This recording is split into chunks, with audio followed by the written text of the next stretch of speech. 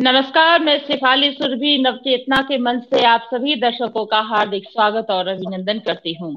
आज के कार्यक्रम शख्सियत से साक्षात्कार में मेरे साथ हैं नरेश सांड्याल और वरिष्ठ लेखक, कवि, साहित्यकार, गीत और आधुनिक युग के दोहाकार, गजलकार। बहुत बहुत स्वागत है नरेश सर आपका शख्सियत से साक्षात्कार कार्यक्रम में। प्रणाम। नमस्कार नमस्कार सुरभि जी। बहुत अच्छा नमस्कार। लगता है जब भी नमस्कार। आपके साथ हम आते हैं आपके चैनल पर, तो बहुत अच्छा लगता है। जी, मैं अपने दर्शकों को बताना चाहूंगी कि नरेश जी हिंदी अकादमी दिल्ली सरकार का साहित्यिक कृति सम्मान नरेश जी को मिला हुआ है। 1996 वातायन लंदन का अंतर्राष्ट्रीय कविता सम्मान 2005 में इनको मिला है, और कविता का प्रतिष्ठित परंपरा ऋतुराज सम्मान 2010 में इन्हें मिला है। दिल्ली के प्रतिष्ठित लाल किला कवि सम्मेलन, श्री राम कवि सम्मेलन आदि में काव्य पाठ करने का इन्हें गौरव प्राप्त है। इसके अलावा शांडिल्य जी को भारत के लगभग सभी प्रमुख शहरों में काव्य पाठ किया है, और आकाशवाणी एवं दूरदर्शन के अनेक चैनलों पर काव्य पाठ किया है आपने। बीबीसी और कई विदेशी रेडियो चैनलों पर आपने अपनी कविता का पाठ भी किया है। इसके अलावा भोपाल में आयोजित 10वें विश्व हिंदी सम्मेलन में आपकी भागीदारी रही है। विदेश यात्रा में इंग्लैंड के सभी प्रमुख शहरों में 2000 और 2005 में काव्य पाठ आपने किया है। जोहान्सबर्ग साउथ अफ्रीका के 9वें विश्व हिंदी सम्मेलन में भी काव्य पाठ आपने किया है। 10 जनवरी 2017 विश्व हिंदी दिवस पर बैंकॉक थाईलैंड में मुख्य अतिथि के तौर पर आपने भागीदारी निभाई है। लगभग 20 नुक्कड़ नाटकों की 500 से अधिक प्रस्तुति भी में अभिनय और 100 से अधिक नुक्कड़ गीतों का लेखन भी आपने किया है। नुक्कड़ नाटकों में भारत सरकार के संस्कृति विभाग से सीनियर फेलोशिप भी आपको प्राप्त हुआ है।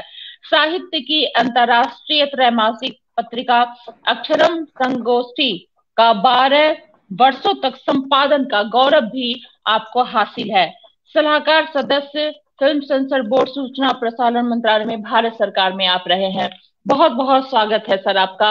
और हमारी खुशनसीबी है कि नरेश सांड्याल सर आज हमारे साथ बातचीत करने के लिए मौजूद है। सर, कैसा सफरनामा रहा, कैसे आपकी शिक्षा हुई और आपने कैसे प्रारंभ किया एक कवि की जो सफर, शुरुआती सफर है, हमारे दर्शकों को इसके विषय में बताएं।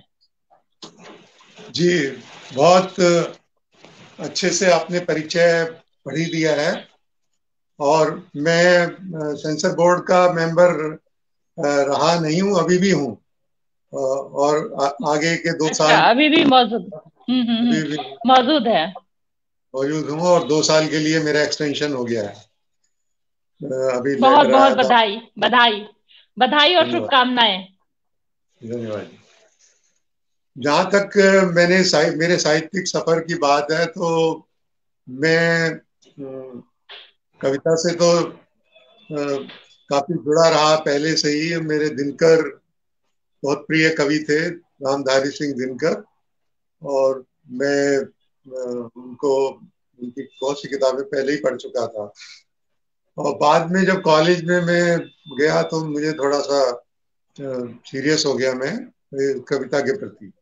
और कॉलेज में फर्स्ट ईयर से ही मैं फिर कुछ कुछ लिखने लगा, और धीरे धीरे ये सिलसिला बढ़ा। संस्कार जो मुझे कविता के मिले, मेरे पिताजी से भी मिले। मेरे पिताजी गीता के बहुत अच्छे क्रिटिक थे, बहुत अध्ययन था उनका गीता में। और विवेकानंद का साहित्य हमारे घर में शुरू से ही मौजूद था। पिताजी हमारे पढ़ा करते थे। बहुत सी पत्रिकाएं आती थी हमारे घर में।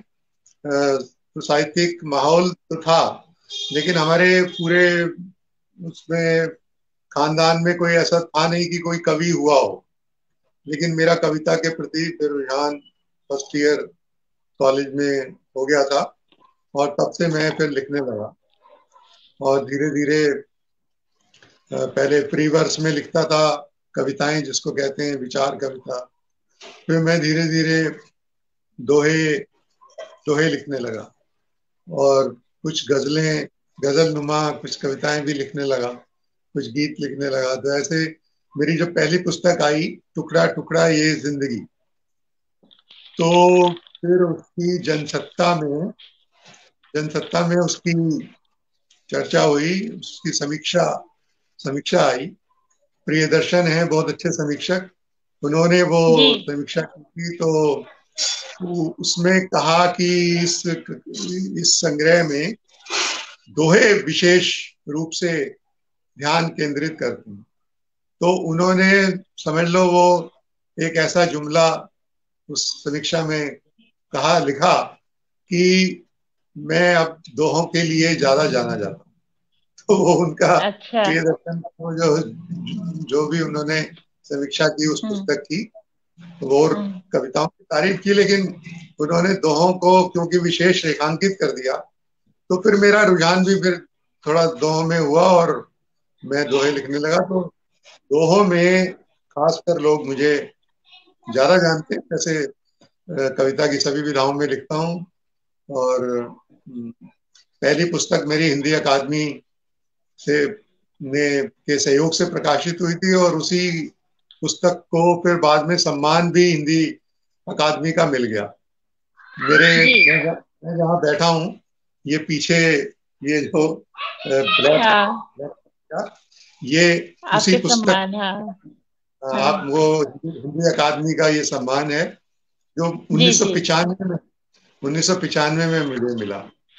तो इस तरीके से मेरा सफर हुआ। पहले मुझे कोई ऐसा जानता नहीं था, कोई साहित्य में ना मैं गोष्ठियों में ऐसे पहले कभी जाता था, लेकिन फिर बुलाया जाने लगा। फिर धीरे धीरे सभी साहित्यकारों से मेरा परिचय हो गया, और आज की डेट में तो काफी देश में ही नहीं, विदेशों में भी लोग हम्म। जानते हैं, और मेरा भी बहुत से साहित्यकारों से अच्छा परिचय है। हाँ सर, आपने कविता, नाटक, संपादन, समीक्षा, इन सब पे आपकी अच्छी पकड़ है, आप रहे हैं। तो क्या वजह है कि आपको कविता से, नाटक से और संपादन आपने किया है, समीक्षक भी आप बहुत अच्छे हैं, मैं जानती हूँ। तो जो कविता से प्यार होता है वो, ये कहाँ से कैसे जागा? जो आपने अभी अपने पिताजी की बात बताई कि प्रेरणा वो स्रोत थे, प्रेरणा स्रोत थे, लेकिन जो सिर्फ कविता, जैसे साहित्यकार कविता के अलावा भी जैसे कहानी वगैरह में, जैसे आप नुक्कड़ नाटक के भी बहुत आपने अभिनय भी किया है और लिखा भी है, तो इसकी क्या वजह रही कि आप कविता से ज्यादा प्यार करते हैं? कुछ खास इसके साथ आपका लगाव? ये असल में कुछ, मैं तो समझता हूँ कि हमारे एक ईश्वर प्रदत्त ही कुछ ऐसे गुण होते हैं, जीन्स में ही ये गुण होते होते हैं। और इसके कारण ही मैं शायद कविता की तरफ मेरा आज भी सबसे ज्यादा रुझान है। और वो कहते हैं कि वियोगी होगा पहला कवि, आह से निकला होगा गान। तो हाँ। दर्द से मेरा काफी रिश्ता शुरू से रहा, और मैंने हमारे हमारे हमने पूरे परिवार ने अपने जीवन में खूब खूब संघर्ष किया है। और संघर्षों से जब आदमी निकलता है, जूझता है, तो फिर कविता उसको सहारा देती है। कविता जो एक ऐसी विधा है, विशेष हम्म। विधा मैं कहूंगा, कि वो विकल, जब तक आदमी व्याकुल नहीं होगा, ये विकलता से निकलती है। तो हम पहले खुद विकल होते हैं, संवेदन से भरे हुए होते हैं, और जो अति संवेदनशील होता है वो ज्यादा विकल होता है।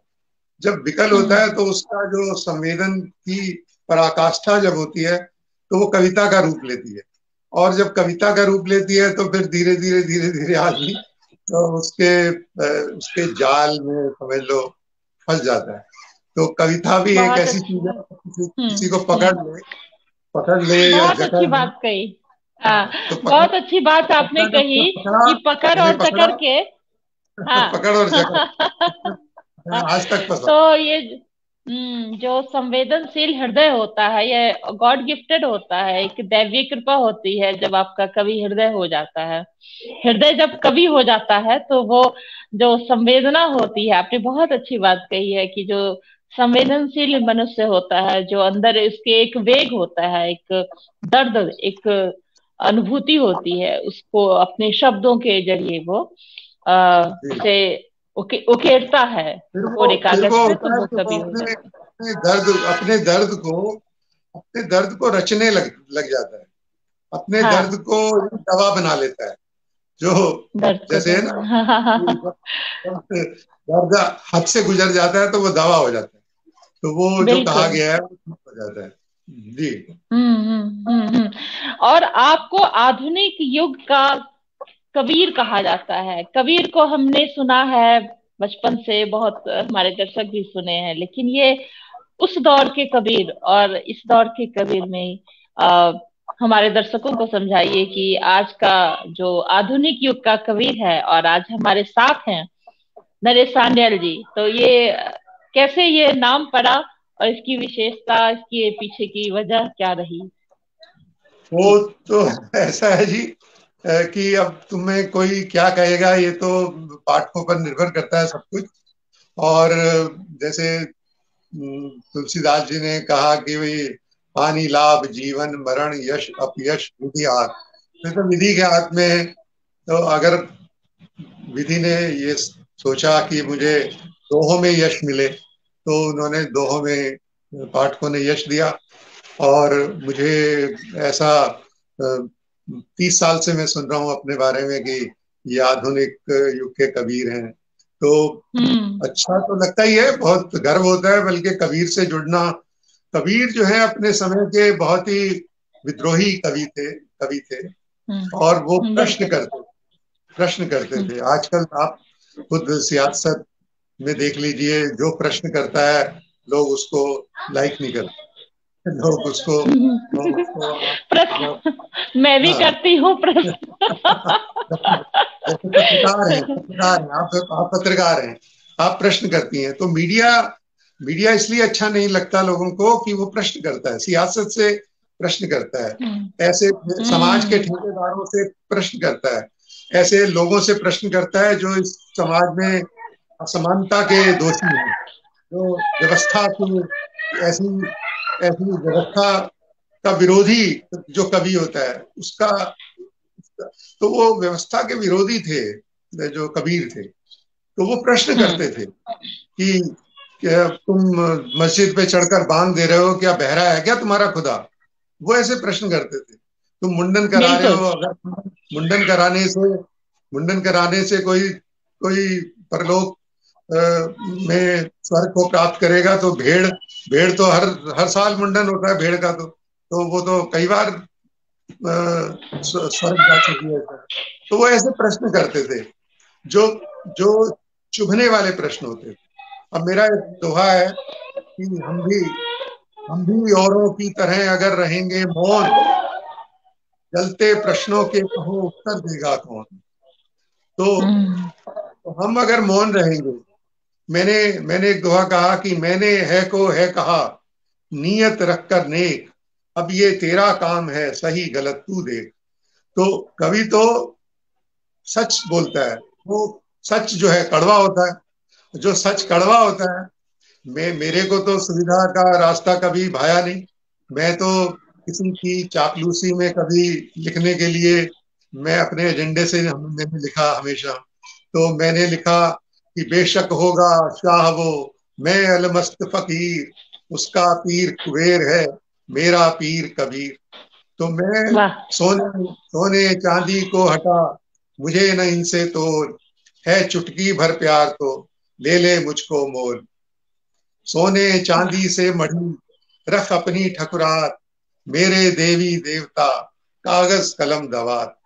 तो मेरे देवी क्या बात। देवता अगर कागज कलम दवात हैं, तो मुझे किसी से डरने की क्या जरूरत है?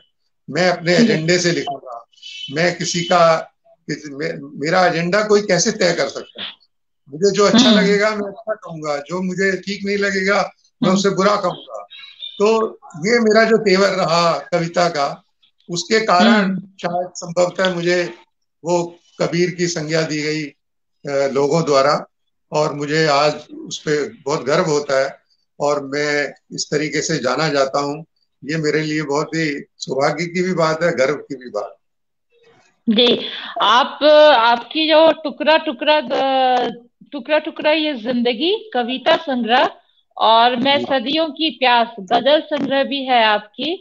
और जी आप रंगकर्मी हैं और 7 कविता संग्रह भी आपकी प्रकाशित हुई है सर। 3 पुस्तक जी। का आपने संपादन भी किया है। बहुत सारे आपके सम्मान हैं और आपने बहुत काम किया है। और ये सब कुछ आपने एक नौकरी करते हुए किया, कैसे संभव हुआ इसका संतुलन? मुझे मुझे पूछते थे कि कुछ लोग कि भाई आप बैंक में नौकरी करते हो, सुबह सुबह 10 बजे बैंक लग जाता है, 7-7 बजे तक बैंक से लोग आते नहीं है घर में, और तुम्हें कैसे समय कैसे मिल जाता है? तो मैं उनको यही हाँ। कहता था कि देखो, समय तो भगवान ने सभी को 24 घंटे ही दिए हैं। किसी को हम्म। किसी को 24 घंटे 1 मिनट भी नहीं दिया, ज्यादा नहीं दिया, किसी को कम नहीं दिया। खाली हमें बिल्कुल। टाइम मैनेज करना होता है, टाइम, और हमारी प्रायोरिटीज होती हैं।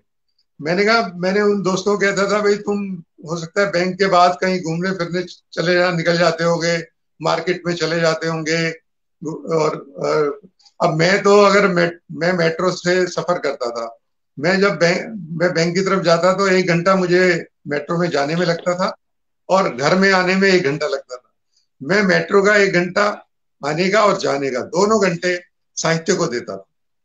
मैं एक कोने में कहीं बैठ जाता था, या सीट नहीं मिलती तो खड़ा हो जाता था, लेकिन मैं कविता के बारे में ही सोचता था, कविता के बारे में ही वो करता था। या कोई किताब मेरे हाथ में होती थी, मैं कोने में खड़ा हुआ पढ़ता रहता था।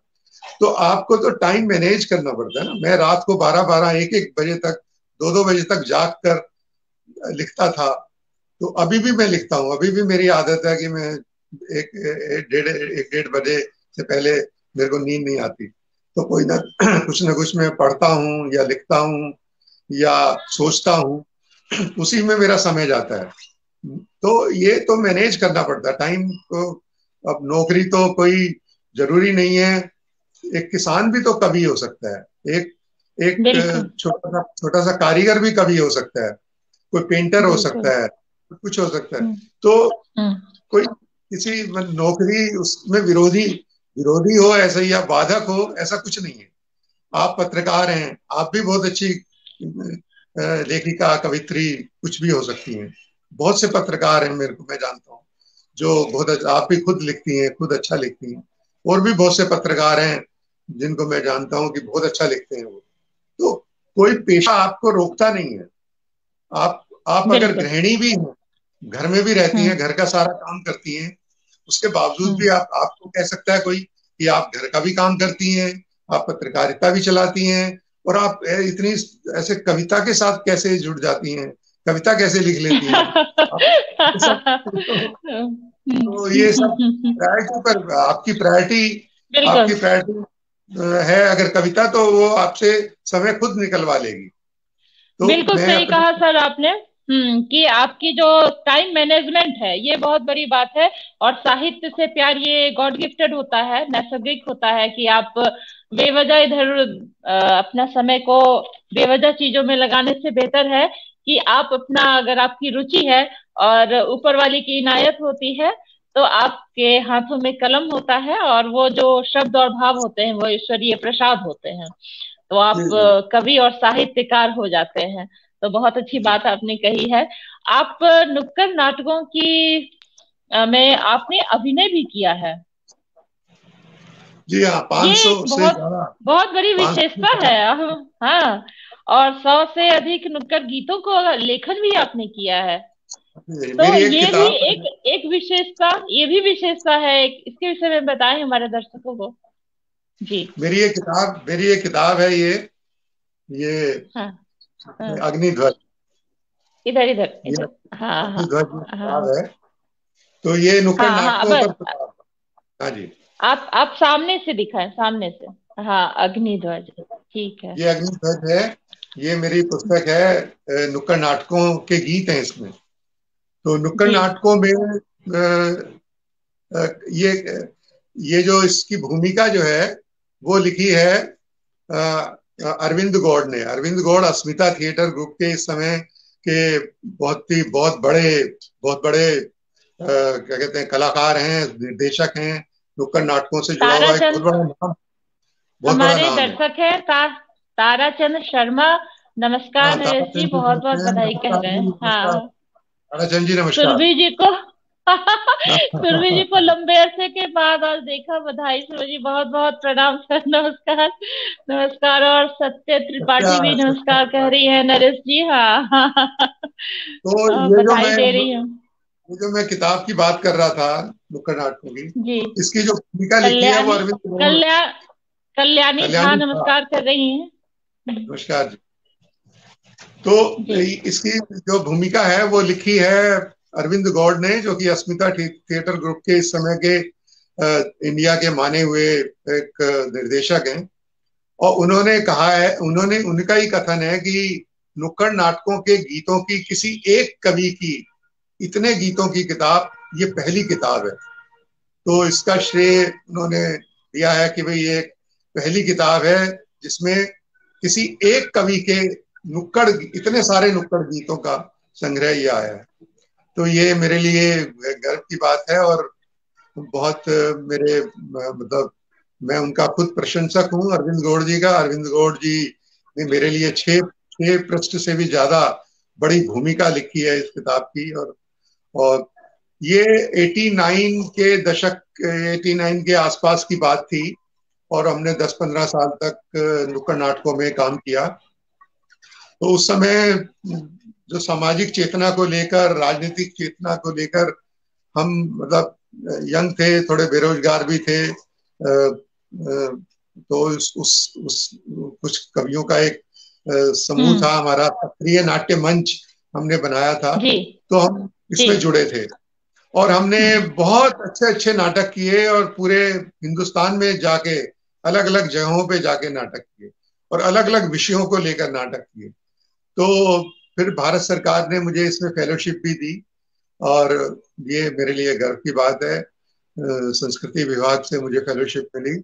तो नुक्कड़ नाटक एक ऐसी विधा है कि जो सीधे सीधे उसके दर्शक के पास जाती है, सीधे उनसे बात करती है। आप नुक्कड़ पे, किसी गली के नुक्कड़ पे, किसी चौराहे पर बिल्कुल।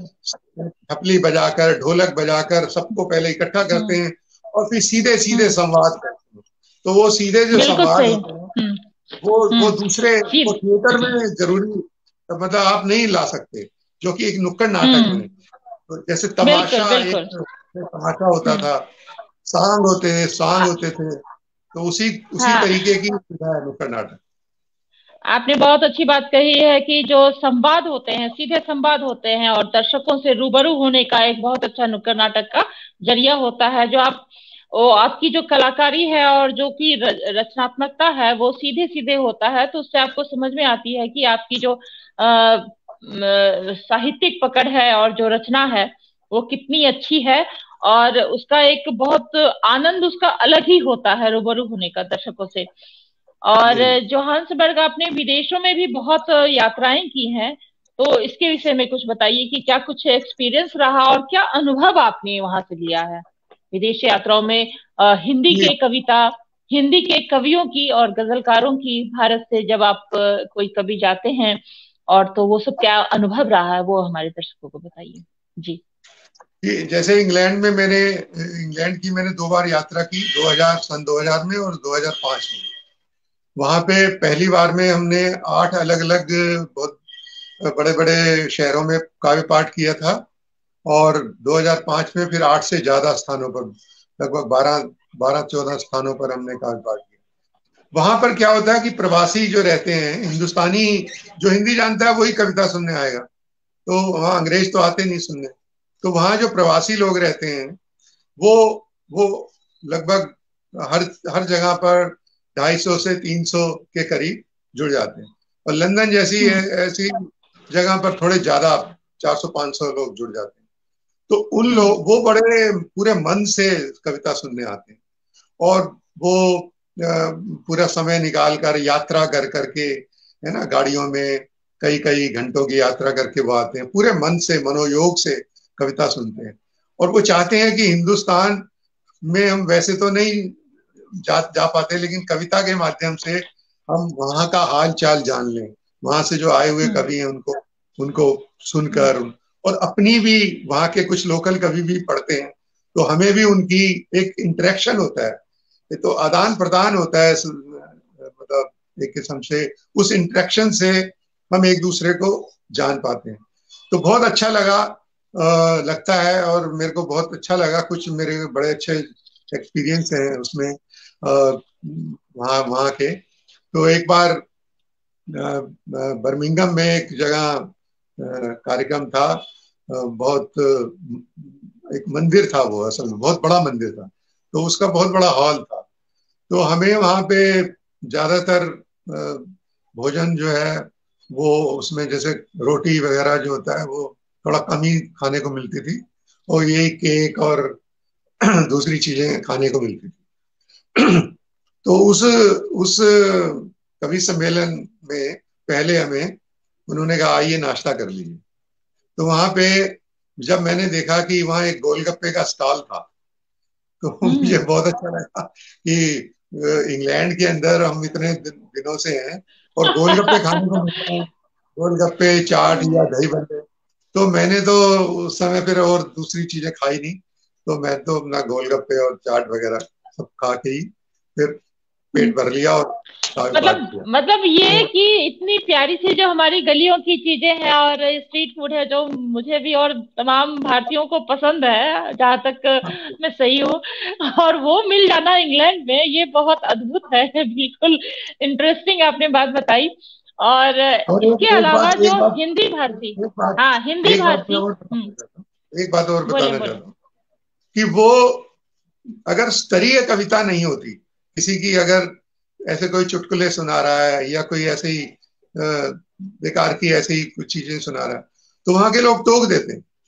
वो वो हाँ। खड़े होकर कोई कहेगा कि देखिए हम 4 घंटे सफर करके आए हैं, ये चुटकुले सुनने के लिए नहीं आए, आपके पास कविता है तो आप कविता सुनाइए। तो इस तरीके का एक वोकल होकर भी वो लोग बोलते हैं। तो ये बहुत अच्छी बात है कि वो जागरूक हैं, हम्म। कविता सुनना चाहते हैं, हम्म। कविता एक बिल्कुल। गंभीर कविता सुनना चाहते हैं, स्तरीय कविता हम्म। सुनना चाहते हैं। तो ये मुझे बहुत अच्छा लगा। और बाद में प्रशंसा भी बहुत करते हैं हमारी किताबें। वो वहां पे हम किताबें ले गए, मैं कोई 50 के करीब अपनी किताबें ले गया था, सारी की सारी किताबें वहां बिक गई। तो ये कविता के प्रति, किताबों के प्रति उनकी जागरूकता दिखाता है।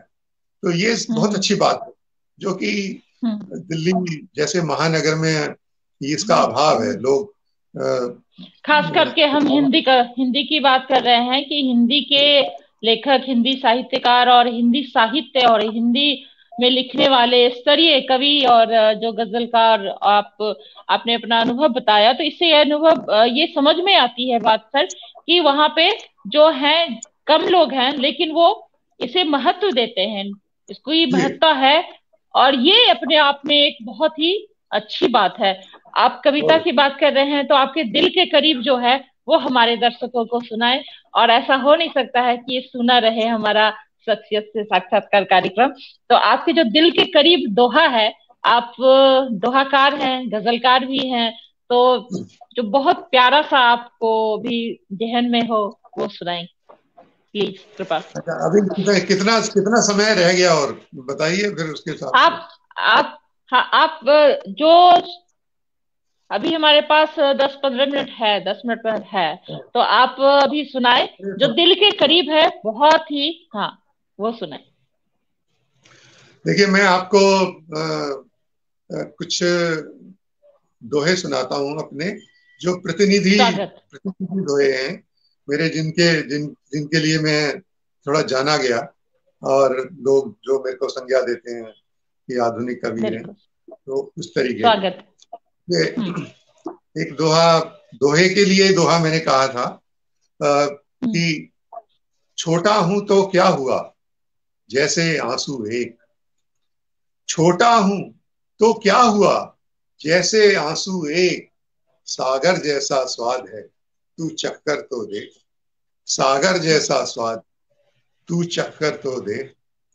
और देखिए, एक दोहा मैंने कहा था कि एक एक एक औजार होता है और एक हथियार होता है, दोनों की मानसिकता में फर्क होता है, और हमें किस बिल्कुल। तरफ होना चाहिए आपको दोहा सुन के समझ में हम्म। आएगा कि स्वागत। मैं खुश हूं औजार बन, तू ही बन हथियार। हथियार जो है वो ध्वंसक होता है, औजार हम्म। क्रिएटिव है। मैं खुश हम्म। हूं औजार बन, तू ही बन हथियार। वक्त करेगा फैसला, कौन हुआ बेकार। वक्त करेगा फैसला, कौन हुआ बेकार। वाह। और मानसिकता का ही एक दोहा है कि एक किसी की मानसिकता पत्थर जैसी होती है, किसी की मानसिकता पानी जैसी होती है। तो तू जी। पत्थर की ऐंठ है, तू पत्थर की ऐंठ है, मैं पानी की लोच। तू पत्थर की ऐंठ है, मैं पानी की लोच। तेरी अपनी सोच है, मेरी अपनी सोच। तेरी क्या अपनी बात है। सोच, मेरी अपनी सोच। वाह। बहुत एक खूब। दोहा मैंने लिखा था, हम्म। जुगनू और चांद को लेकर। जुगनू और चांद को लेकर देखें कि जुगनू एक छोटा सा तुच्छ सा जीव है, और वो चांद बिल्कुल। इतना, उसके आकार प्रकार में कितना हाँ। बड़ा है, और हाँ। दोनों में कोई तकरार हो जाती है, मतलब एक हम्म। थोड़ा उलझन में तकरार हो हम्म। जाती है। तो चांद चांद को जुगनू क्या जवाब दे रहा है कि जुगनू बोला चांद से, उसको थोड़ा गुस्से में बोल रहा है कि हाँ। जुगनू हाँ। बोला चांद से, उलझ हम्म। नहीं हो बेकार। जुगनू बोला चांद से, उलझ नहीं हो बेकार। मैंने अपनी रोशनी पाई नहीं उधार। मैंने अपनी रोशनी पाई नहीं उधार। तो चांद की रोशनी तो उधार की रोशनी है, और जुगनू की स्वाभिमान रोशनी है। अपनी है, अपनी स्वाभिमान है। का है। हाँ। और स्वाभिमान है। स्वाभिमान, छोटा है। हाँ, छोटा इसी है। लेकिन ये बहुत बड़ी बात है, लेकिन बहुत महसूस करने की और बात है। एक देखिए आप स्वाभिमान को कैसे आप भगवान के दरबार में भी बचा कर रख सकते हैं। उस पर मैंने एक दुआ हम्म। लिखा कि भगवान जी। के दरबार में, खुदा के दरबार में भी आप स्वाभिमान को अपने बचा कर कैसे रख सकते हैं। तो आप खड़े होकर कह रहे हैं कि जो भी रख इस हाथ पर, जो भी रख इस हाथ पर, रख इज्जत के साथ। जो हम्म। भी रख इस हाथ पर, रख इज्जत के साथ। वरना लौटा दे खुदा मुझको खाली हाथ। वरना क्या। लौटा दे खुदा मुझको खाली हाथ। तो वाह। भगवान से भी हम स्वाभिमान से मांगे, आप सुख दो आप हमें, चाहे दुख दो हे प्रभु, लेकिन इज्जत के साथ दो। सुख भी मिले तो इज्जत के साथ, और दुख भी मिले तो इज्जत के साथ, क्योंकि इज्जत गई तो कुछ भी नहीं। तो बहुत ये खूब। बहुत खूब। हम्म। है। बहुत अच्छी और बात आपने कही, और इतने सुंदर सुंदर आपने दोहा सुनाया। और दोहा की जो ये आप रचनाकार हैं, तो इसमें खासियत ये होती है कि कम शब्दों में आपको बहुत ही बड़ी बात कह जाता है दोहाकार। तो ये एक विशेषता होती है जो सभी में नहीं होती है। कहानियां लिखना एक लंबे लंबी प्रक्रिया होती है, लेकिन दोहा में जो होता है, ये आपकी विशेषता है। और दोहे ये दोहा बहुत तो ही असल कम में लोगों में होती है। दोहा तो असल में एक मंत्र जैसा होता है।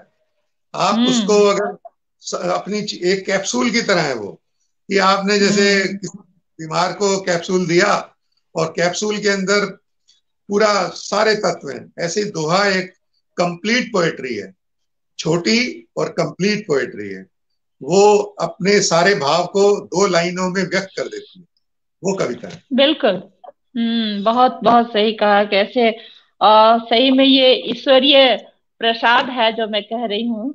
ये बहुत कम लोगों को ही प्राप्त होता है। आप बहुत सौभाग्यशाली हैं, और मैं भी सौभाग्यशाली हूँ, मैं आपसे आज बात कर रही हूँ। और अब हम गजलों में आगे अगर पढ़ा पड़ाव गजल में की बढ़ बात रहे हैं। करें, हाँ। अगर बोले गजल की बोलिए बात बोलिए। करें तो मैं एक एक मतलब और एक शेर आपको सुनाता हूँ बिल्कुल कि बिल्कुल बिल्कुल। मेरे दिल की बात कह दी। हाँ। जी स्वागत। धन्यवाद। कि शोहरत मिली है मुझको यूं रुसवाइयों के साथ, शोहरत मिली है मुझको यूं रुसवाइयों के साथ, चोटी पे हूं मैं चारों तरफ खाइयों के साथ। शोहरत मिली है मुझको यूं रुसवाइयों के साथ, चोटी पे हूं मैं चारों तरफ खाइयों के साथ। तो मुझको यही मलाल रहेगा तमाम उम्र, मुझको यही मलाल रहेगा तमाम उम्र। मैं भी वहां खड़ा था तमाशाइयों के साथ, मैं भी वहां खड़ा था तमाशाइयों के साथ। और वाह। एक मतलब एक शेर और देखें कि भूल सकूं मैं तुझको यारा, मेरे बस की बात नहीं। भूल सकूं मैं तुझको यारा, मेरे बस की बात नहीं। ढूंढूं अब मैं दूजा द्वारा, मेरे बस की बात नहीं। भूल सकूं मैं तुझको यारा, मेरे बस की बात नहीं। ढूंढूं अब मैं दूजा द्वारा, मेरे बस की बात नहीं। और अब तू मेरा शौक नहीं है, अब तू मेरी आदत है। अब तू मेरा शौक नहीं है, अब तू मेरी आदत है। अब इस आदत से छुटकारा, मेरे बस की बात नहीं। अब इस क्या आदत बात। से छुटकारा, मेरे बस की बात नहीं। तो वाह। गजल का एक अलग बहुत मजा खूब। है, दोहे का एक अलग मजा है। हम्म। बिल्कुल बिल्कुल।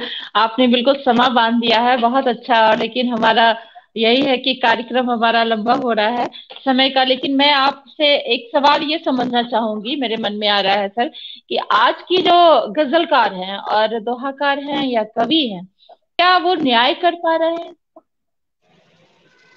आज के दौर के? ये प्रश्न आपका बड़ा तीखा है, लेकिन बहुत अच्छा प्रश्न है। धन्यवाद। और मैं समझता हूँ कि आप मतलब मुझे दूसरों पर टिप्पणी करने से बचना चाहिए। मैं मैं खुद बहुत न्याय करता हूँ, मैं ये कहूंगा। मैं डूब कर लिखता हूँ पूरा, और बहुत पॉजिटिव लिखता हूँ, पॉजिटिव लिखने की कोशिश करता हूँ। नहीं, साहित्य का मेरा सरोकार, मेरा मेरे हाँ, साहित्य का मेरे समझ में, सरोकार है जी। मेरे मन में ये आ रही है कि जो हमारी पीढ़ी है, आने वाली पीढ़ी है, और जो जी अभी जी। कोशिश कर रही है, वो सब क्या न्याय कर पा रही है, लिख पा रही है, उन्हें इतनी समझ है? और क्या वो चीजें निकल के आ रही है? क्योंकि ये हमारे लिए भी हमारी जिम्मेदारी बनती है, जैसे आप हैं सर, आप संदेश भी इसमें छुपा होना चाहिए। और क्या आपको लगता है कि अभी की पीढ़ी जो लिख रही है, वो कितना न्याय कर पा रही है? कविता हो, मैं गजल हो, दोहा मैं हो। अभी की पीढ़ी के लिए कहूंगा कि मतलब मैं उससे आश्वस्त हूं कि वो बहुत अच्छा लिख सकती है, लेकिन वो मेहनत नहीं करती। वो हम्म। वो मेहनत से बच रहे हैं। वो रातों रात कवि होना चाहते हैं, वो हम्म। रातों रात शोहरत पाना चाहते हैं। और साहित्य का रास्ता जो है वो ऐसा है नहीं। साहित्य का रास्ता बड़े तपस्या का रास्ता है, वो तपस्या से बचते हैं। और जो ऐसा जो वास्तव में मेहनत कर रहे हैं, मैं ऐसे भी कवियों को जानता हूँ जो बहुत जी। मेहनत करके लिखते हैं, और वो बहुत आगे तक जाएंगे। और वो आगे तक जाने भी चाहिए, उनको हमें प्रोत्साहित भी करना चाहिए। और बहुत से ऐसे लोग हैं जो शो ऑफ करते हैं। कविता कोई शो ऑफ नहीं है। कविता रात रात बिल्कुल। रात ही रात में सब कुछ पाने का मार्ग नहीं है। कविता जुगाड़बाजी नहीं है। कविता जो है तपस्या का मार्ग है, साधना का मार्ग है, और धैर्य का मार्ग है। जब तक आप कविता को साधेंगे नहीं, जब तक सधे कदमों से आप आगे बढ़ेंगे नहीं, आपका नाम नहीं होने वाला।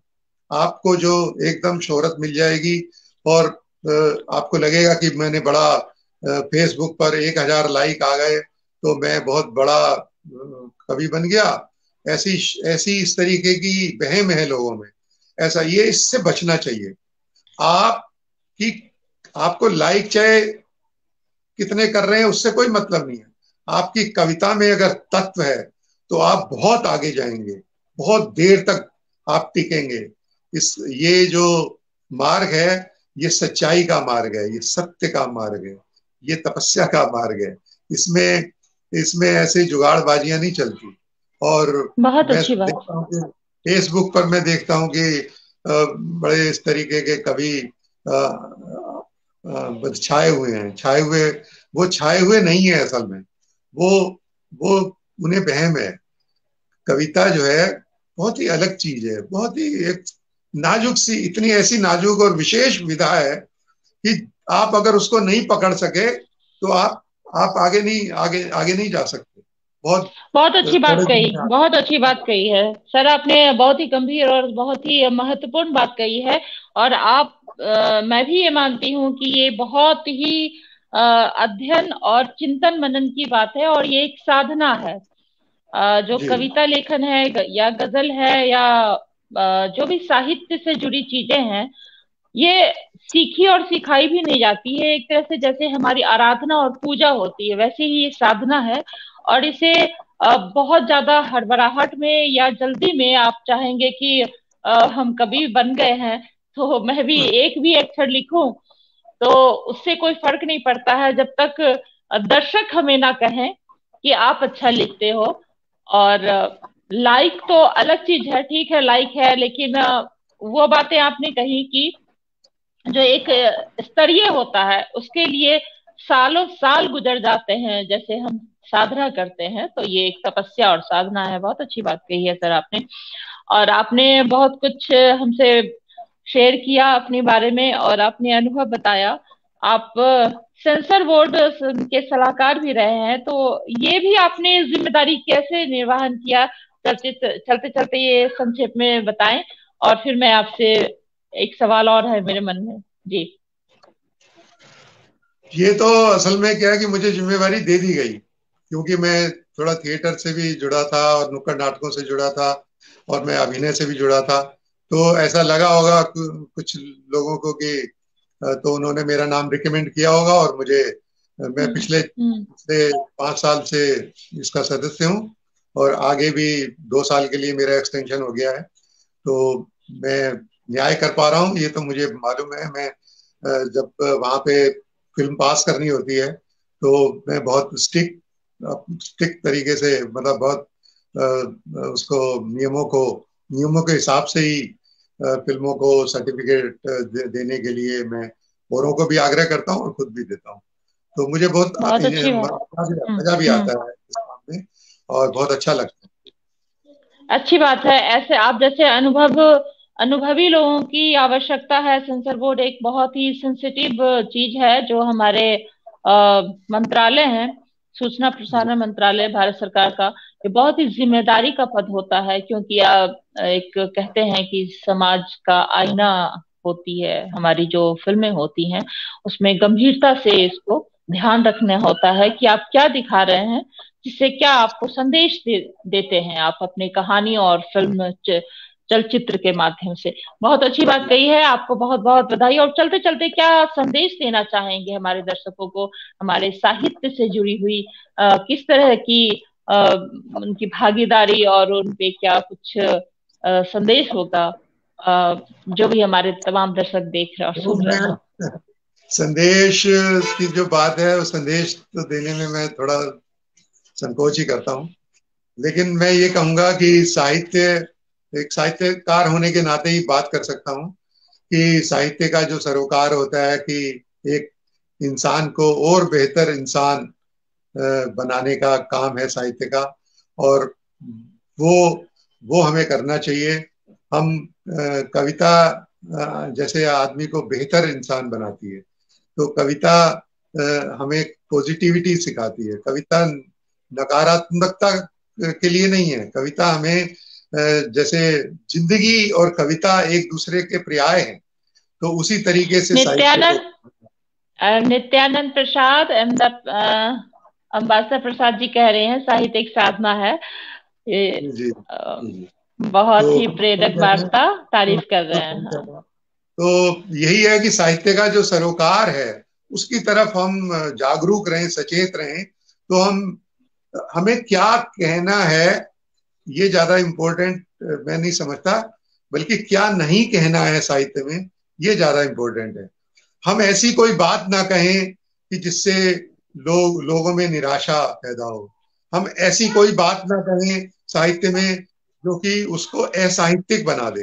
तो बहुत ध्यान रखना पड़ता है साहित्य में। हम नई, क्योंकि बहुत देर तक साहित्य टिकता है। अगर वो साहित्य है तो बहुत देर तक टिकेगा, और अगर वो बहुत देर तक टिकेगा तो उसमें नेगेटिविटी नहीं होनी चाहिए। वो हमें समाज को और बेहतर कैसे, जिंदगी को और बेहतर कैसे, अपने अपनी लाइफ को कैसे बेहतर हम बना सकें, उसके लिए सारा इनपुट होना चाहिए साहित्य। तो और उसके लिए साधना करनी होती है। कविता एक साधना का पथ है, और ये हमें भूलना नहीं चाहिए। और नई पीढ़ी को खासकर मैं ये कहना चाहूंगा कि वो धैर्य से चले, और पूरे जागरूक होकर, सचेत होकर इस दिशा में आए, इस तरफ आए। इस तरफ आ गए हैं तो यहाँ पर वो ही मार्ग अपनाएं जो इसके लिए उचित है। आप दिनों रातों रात एक ही झटके में कुछ नहीं पा सकते यहाँ से। ये तो साधना का बहुत। मार्ग है। यहाँ पे धीरे ही, हम्म। धीरे धीरे धीरे रे मना, धीरे सब कुछ होए, माली सींचे सो घड़ा, ऋतु आए फल होए। तो हमारे बुजुर्ग कह गए हैं, उसी बिल्कुल। तरीके से साहित्य के बहुत रास्ते को लेना है। बहुत अच्छा संदेश आपने दिया है हमारे आने वाली पीढ़ी को, और अभी जो सुन और देख रहे हैं हमारे तमाम दर्शक, सभी दर्शकों को आपने बहुत अच्छी बात कही है। मैं भी आपसे बहुत कुछ मुझे सीखने को मिला। तो यही है, मैं यही दर्शकों से कहूंगी कि साहित्य एक साधना है, और इसे बहुत ही स्नेह स्नेह, धीरे धीरे सीखने, समझने और इस पे काम करने की आवश्यकता होती है। आपने बहुत अच्छी बात कही, अपना के बेशकीमती समय दिया। बहुत बहुत धन्यवाद। प्रणाम, नमस्कार। और आपका स्नेह और नमस्कार। आशीर्वाद बना रहे। जी। नमस्कार शेफाली शुरवी जी, आपने इतना इतने शानदार कार्यक्रम में मुझे मौका दिया, इसके लिए आपका बहुत बहुत आभार। और आपने बहुत अच्छे प्रश्न किए, और आप बिल्कुल जीवंत बना दिया आपने इस साक्षात्कार को। बहुत बहुत बधाई। बहुत बहुत आभार आपका इस तारीफ के लिए। और सीमा पटेल भी हमारी कह रही हैं, बहुत ही सुंदर संदेश आपने दिया है। सीमा जी कह रही हैं सर। हाँ हाँ, शुक्रिया बहुत बहुत। शुक्रिया शुक्रिया। हाँ, बहुत अच्छी बात, आपसे भी बहुत कुछ समझने को मिला है। बहुत बहुत धन्यवाद। सभी जुड़े दर्शकों का भी बहुत बहुत धन्यवाद। प्रणाम, नमस्कार। हाँ, बहुत नमस्कार। सटीक और सकारात्मक नित्यानंद जी भी कह रहे हैं। देखिए, हमारा कार्यक्रम, हमें लगता है कि हमें और भी आगे कार्यक्रम बढ़ाना चाहिए, लेकिन समय की हमारी भी मजबूरी होती है। बहुत बहुत धन्यवाद। प्रणाम, नमस्कार। हाँ, नमस्कार।